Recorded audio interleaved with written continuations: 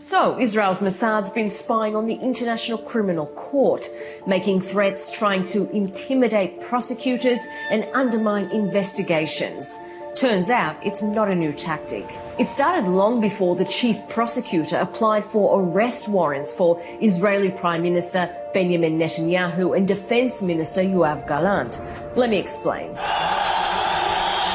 The UN General Assembly recognized Palestine as a state. Israeli leaders were less than thrilled. They called it diplomatic terrorism. As a state, Palestine signed on to the Rome Statute, and that gave the ICC jurisdiction over Palestinian territories, including East Jerusalem. Until this point, Israeli officials could keep the ICC away. Israel hasn't signed up to the statute, and it doesn't recognize the court's jurisdiction. But Palestine's decision allowed the court to open a case.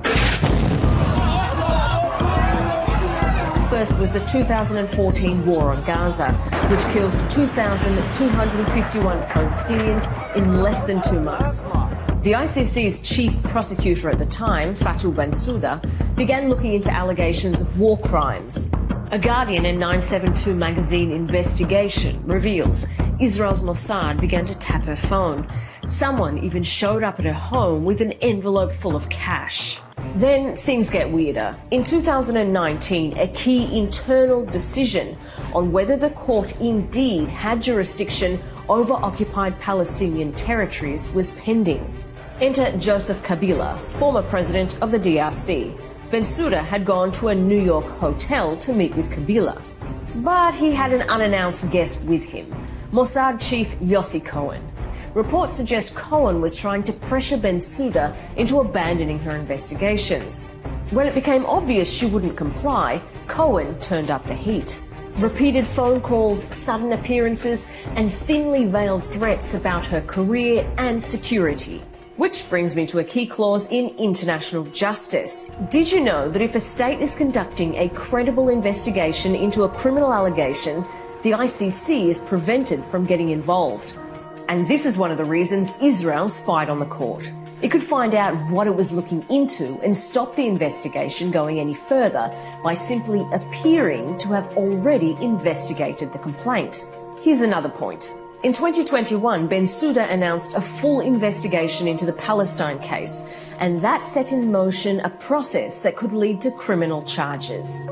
And it's this file that's currently open on her successor's desk.